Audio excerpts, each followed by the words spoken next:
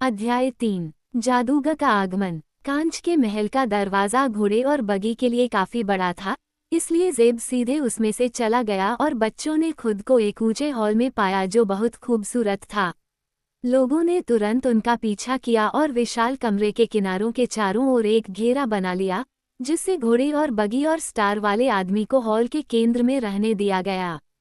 हमारे पास आओ, ओह गुएग, आदमी ने ऊंची आवाज में पुकारा। तुरंत ही धुएं का एक बादल दिखाई दिया और फर्श पर लुढ़क गया, फिर यह धीरे धीरे फैल गया और गुंबद में चढ़ गया, जिससे जिम की नाक के ठीक सामने एक कांच के सिंहासन पर बैठा एक अजीब व्यक्ति दिखाई दिया। वो इस भूमि के अन्य निवासियों की तरह ही बना हुआ था और उसका पहनावा केवल चमकीले पीले रंग का था, लेकिन उसके सिर पर बिल्कुल भी बाल नहीं थे और उसके गंजे सिर और चेहरे पर तथा हाथों के पिछले हिस्से पर गुलाब की झाड़ियों की शाखाओं की तरह तीखे कांटे उगे हुए थे। उसकी नाक की नोक पर भी एक कांटा था और वो इतना अजीब लग रहा था कि डोरोथी उसे देखकर हंस पड़ी। जादूगर ने हंसी सुनकर छोटी लड़की की ओर ठंडी, क्रूर आंखों से देखा और उसकी नज़र ने उसे एक पल में ही शांत कर दिया। तुमने अपने अवांछित लोगों को मंगबुओं की एकांत भूमि में घुसाने की हिम्मत क्यों की? उसने कठोरता से पूछा। क्योंकि हम इसमें कुछ नहीं कर सकते थे, डोरोथी ने कहा। उन्होंने आगे कहा, आपने दुष्टतापूर्वक और क्रूरतापूर्वक हमारे घरों को तोड़ने के लिए पत्थरों की वर्षा क्यों भेजी? हमने ऐसा नहीं किया, लड़की ने कहा। इसे साबित करो, जादूगर चिल्लाया। हमें इसे साबित करने की जरूरत नहीं है, डोरोथी ने गुस्से से जवाब दिया। अगर तुम्हें थोड़ी भी समझ होती तो तुम्हें पता होता कि यह भूकंप था। हम केवल इतना जानते हैं कि कल हम पर पत्थरों की वर्षा हुई थी, जिससे बहुत नुकसान हुआ और हमारे कुछ लोग घायल हो गए। आज फिर पत्थरों की वर्षा हुई और इसके तुरंत बाद आप हमारे बीच प्रकट हुए। वैसे, जादूगर की ओर स्थिर दृष्टि से देखते हुए तारे वाले व्यक्ति ने कहा, आपने कल हमसे कहा था कि पत्थरों की दूसरी वर्षा नहीं होगी। फिर भी अभी अभी एक ऐसी वर्षा हुई है जो पहली वर्षा से भी अधिक बुरी थी। यदि ये हमें सच नहीं बता सकती तो आपकी जादूगरी किस काम की है? मेरी जादूगरी सच कहती है, कांटों से लदे आदमी ने कहा। मैंने कहा था कि पत्थरों की सिर्फ एक बारिश होगी। ये दूसरी बारिश लोगों, घोड़ों और गाड़ियों की बारिश थी, और उनके साथ कुछ पत्थर भी आए थे। क्या अब और बारिश होगी? तारे वाले आदमी ने पूछा। नहीं, मेरे राजकुमार, न पत्थर, न लोग। नहीं, मेरे राजकुमार, क्या आपको यकीन है? बिल्कुल यकीन है, मेरे राजकुमार। मेरी जादूगरी मुझे ऐसा कहती है। तभी एक आदमी दौड़ता हुआ हॉल में आया और झुककर राजकुमार को संबोधित किया। हवा में और भी आश्चर्य है, मेरे प्रभु, उसने कहा। राजकुमार और उसके सभी लोग तुरंत हॉल से बाहर सड़क पर आ गए, ताकि वे देख सके कि क्या होने वाला है। डोरोथी और ज़ेब बगी से बाहर कूद गए और उनके पीछे भागे, लेकिन जादूगर शांत होकर अपने सिंहासन पर बैठा रहा। दूर हवा में एक वस्तु थी जो गुब्बारे जैसी दिख रही थी। ये 6 रंगों वाले सूर्य के चमकते हुए तारे जितनी ऊंची नहीं थी, लेकिन हवा में धीरे धीरे नीचे उतर रही थी, इतनी धीमी कि पहले तो ऐसा लगा कि यह हिल भी नहीं रही है। भीड़ चुपचाप खड़ी रही और प्रतीक्षा करती रही। वे बस इतना ही कर सकते थे, क्योंकि उस अजीब दृश्य को छोड़कर चले जाना असंभव था, न ही वे किसी भी तरह से उसके पतन को रोक सकते थे।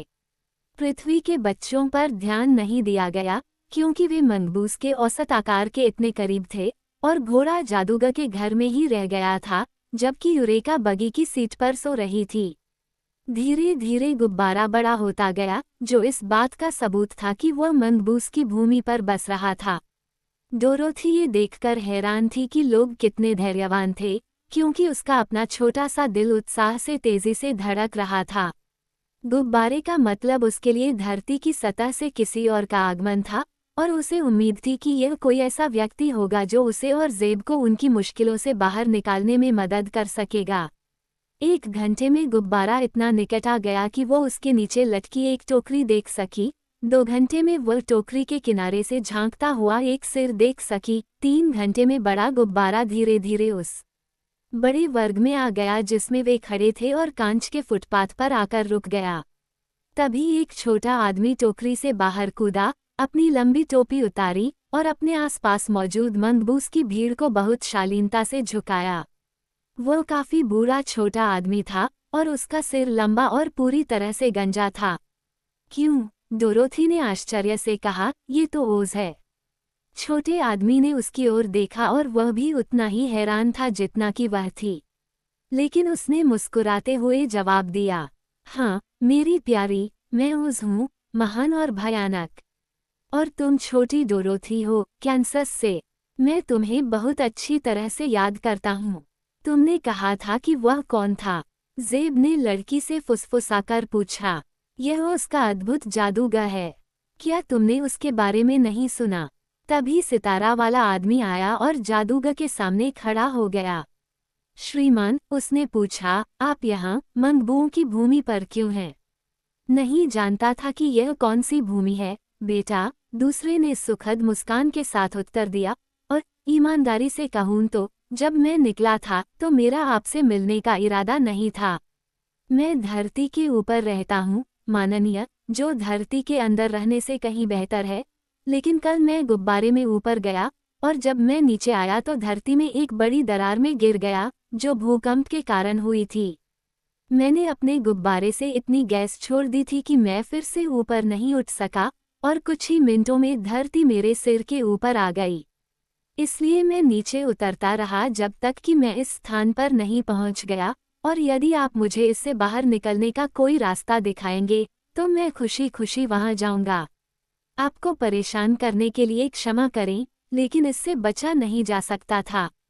राजकुमार ने ध्यानपूर्वक सुना और कहा, ये बच्चा, जो आपकी तरह ही धरती की सतह से है, आपको जादूगर कहता है। क्या जादूगर कुछ जादूगर जैसा नहीं होता? ये बेहतर है, ओज ने तुरंत जवाब दिया। एक जादूगर 3 जादूगरों के बराबर है। आह, तुम ये साबित कर दोगे? राजकुमार ने कहा। हम मंगबूस के पास इस समय एक सबसे अद्भुत जादूगर है जिसे कभी झाड़ी से तोड़ा गया था, लेकिन वह कभी कभी गलतियां करता है। क्या तुम कभी गलतियां करते हो? कभी नहीं, जादूगर ने साहपूर्वक घोषणा की। ओह, ओज, डोरोथी ने कहा, जब आप ओज की अद्भुत भूमि में थे तो आपने बहुत सारी गलतियां की। बकवास, छोटे आदमी ने कहा, और उसका चेहरा लाल हो गया। हालांकि तभी बैंगनी सूरज की रोशनी की एक किरण उसके गोल चेहरे पर पड़ी। मेरे साथ आओ, राजकुमार ने उससे कहा। मैं चाहता हूं कि तुम हमारे जादूगर से मिलो।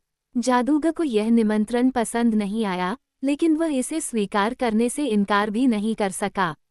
इसलिए वह राजकुमार के पीछे पीछे बड़े गुंबददार हॉल में चला गया और डोरोथी और ज़ेब उनके पीछे पीछे आए, जबकि लोगों की भीड़ भी अंदर आ गई।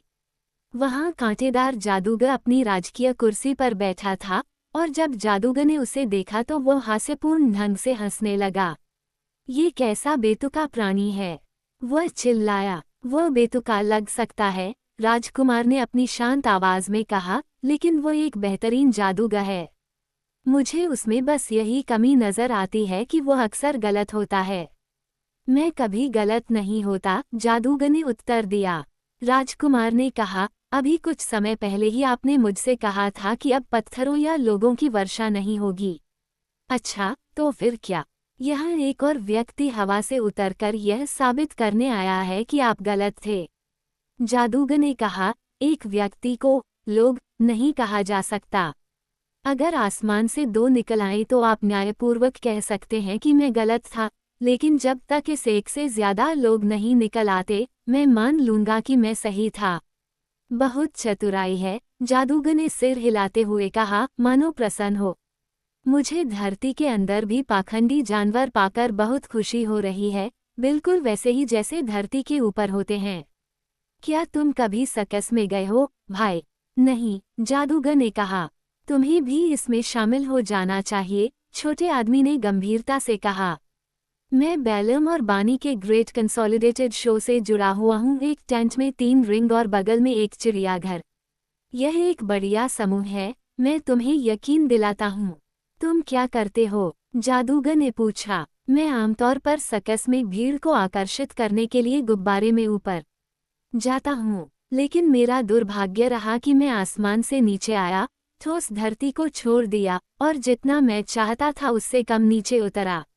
लेकिन कोई बात नहीं, हर किसी को आपके गैब्जूस की भूमि को देखने का मौका नहीं मिलता। मंगबूस, जादूगर ने उसे सुधारते हुए कहा, अगर तुम जादूगर हो तो तुम्हें लोगों को उनके सही नामों से पुकारने में सक्षम होना चाहिए। ओह, मैं एक जादूगर हूँ, आप इस बात पर यकीन कर सकते हैं। आप जितने अच्छे जादूगर हैं, मैं भी उतना ही अच्छा जादूगर हूँ। ये तो अभी देखना बाकी है, दूसरे ने कहा। यदि तुम ये साबित करने में सक्षम हो कि तुम बेहतर हो, राजकुमार ने छोटे आदमी से कहा, मैं तुम्हें इस क्षेत्र का मुख्य जादूगर बना दूंगा।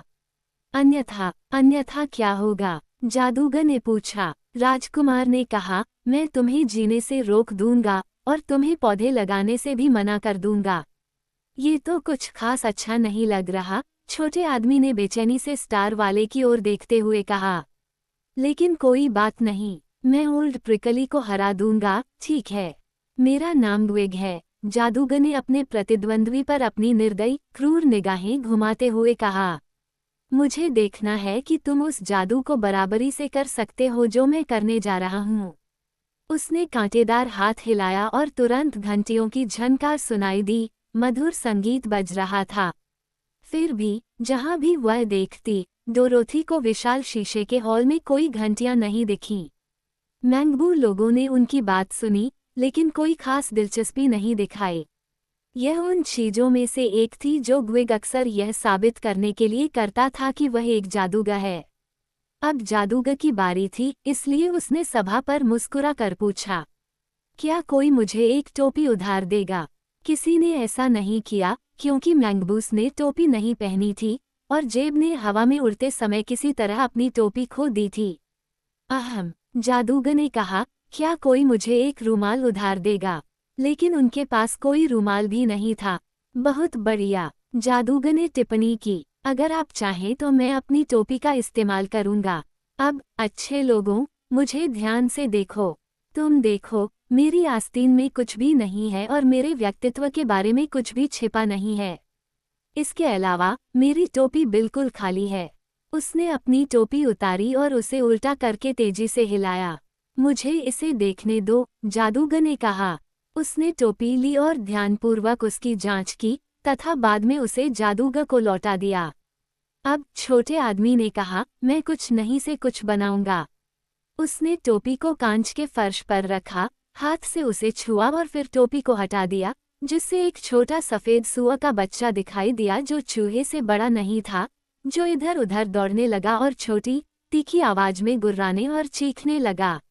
लोगों ने उसे ध्यान से देखा, क्योंकि उन्होंने पहले कभी कोई सुअर नहीं देखा था, चाहे वह बड़ा हो या छोटा।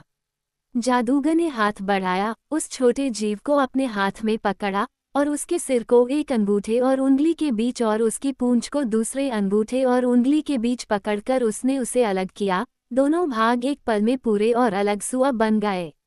उसने एक को फर्श पर रख दिया ताकि वो इधर उधर दौड़ सके और दूसरे को खींचकर अलग कर दिया, जिससे कुल 3 सुअर बन गए, और फिर इनमें से एक को खींचकर अलग कर दिया गया, जिससे कुल 4 सुअर बन गए। जादूगर ने यह आश्चर्यजनक प्रदर्शन तब तक जारी रखा जब तक कि 9 छोटे सुअर उसके पैरों के पास दौड़ने नहीं लगे। सभी बहुत ही हास्यास्पद तरीके से चीख रहे थे और गुर्रा रहे थे। अब, ओस के जादूगर ने कहा, कुछ नहीं से कुछ बनाने के बाद, मैं फिर से कुछ नहीं बनाऊंगा। इसके साथ ही उसने 2 सुअरों को पकड़ा और उन्हें एक साथ धकेल दिया, ताकि वे दोनों एक हो जाएं। फिर उसने एक और सुअर को पकड़ा और उसे पहले वाले में धकेल दिया, जहां वह गायब हो गया। और इस तरह, एक एक करके, 9 छोटे सुअरों को एक साथ धकेल दिया गया जब तक कि उनमें से केवल एक ही जीव बचा रहा। इसे जादूगर ने अपनी टोपी के नीचे रखा और उसके ऊपर एक रहस्यमय चिन्ह बनाया। जब उसने अपनी टोपी हटाई तो आखिरी सुअर का बच्चा पूरी तरह से गायब हो गया था। छोटे आदमी ने उसे देख रहे खामोश भीड़ को झुककर प्रणाम किया, और तब राजकुमार ने अपनी ठंडी, शांत आवाज में कहा, आप वास्तव में एक अद्भुत जादूगर हैं, और आपकी शक्तियां मेरे जादूगर से भी अधिक हैं। वो लंबे समय तक एक अद्भुत जादूगर नहीं रहेगा, ग्विग ने टिप्पणी की। क्यों नहीं? जादूगर ने पूछा। क्योंकि मैं तुम्हारी सांस रोकने जा रहा हूँ, जवाब मिला। मुझे लगता है कि तुम विचित्र ढंग से बने हो, और अगर तुम सांस नहीं ले सकते तो तुम जीवित नहीं रह सकते। छोटा आदमी परेशान लग रहा था। मेरी सांस रोकने में तुम्हें कितना समय लगेगा? उसने पूछा। लगभग 5 मिनट। मैं अब शुरू करने जा रहा हूँ। मुझे ध्यान से देखो। वह जादूगर की ओर अजीबोगरीब इशारे करने लगा, लेकिन छोटे आदमी ने उसे ज्यादा देर तक नहीं देखा। इसके बजाय उसने अपनी जेब से एक चमड़े का डिब्बा निकाला और उसमें से कई तीखे चाकू निकाले, जिन्हें उसने एक के बाद एक जोड़कर एक लंबी तलवार बना ली। जब तक उसने इस तलवार पर हैंडल लगाया, उसे सांस लेने में बहुत तकलीफ हो रही थी, क्योंकि जादूगर का जादू असर दिखाने लगा था। अतः जादूगर ने और अधिक समय बर्बाद नहीं किया, बल्कि आगे छलांग लगाकर उसने तीखी तलवार उठाई, उसे अपने सिर के चारों ओर 1 या 2 बार घुमाया और फिर एक शक्तिशाली प्रहार किया जिससे जादूगर का शरीर ठीक 2 टुकड़ों में कट गया। डोरोथी चीख पड़ी और उसे एक भयानक दृश्य देखने की उम्मीद थी, लेकिन जब जादूगर के दोनों हिस्से फर्श पर गिरे तो उसने देखा कि उसके अंदर कोई हड्डी या खून नहीं था, और जिस जगह पर उसे काटा गया था वह किसी कटे हुए शलजम या आलू जैसा लग रहा था। क्यों, वह तो सब्जी है, जादूगर ने आश्चर्यचकित होकर कहा। बेशक, राजकुमार ने कहा, इस देश में हम सभी सब्जियां हैं। क्या आप भी सब्जियां नहीं हैं? नहीं, जादूगर ने उत्तर दिया। पृथ्वी के ऊपर रहने वाले सभी लोग मांस हैं। क्या तुम्हारा जादूगर मर जाएगा? निश्चित रूप से, श्रीमान। वह अब सचमुच मर चुका है और बहुत जल्दी मुरझा जाएगा। इसलिए हमें उसे तुरंत रोकना चाहिए, ताकि अन्य जादूगर उसकी झाड़ी पर उग सके, राजकुमार ने आगे कहा। तुम्हारा क्या मतलब है? छोटे जादूगर ने बहुत हैरान होकर पूछा। यदि आप मेरे साथ हमारे सार्वजनिक उद्यान में चलेंगे, राजकुमार ने उत्तर दिया, तो मैं आपको हमारे वनस्पति जगत के रहस्यों को यहाँ से कहीं बेहतर ढंग से समझा पाऊंगा।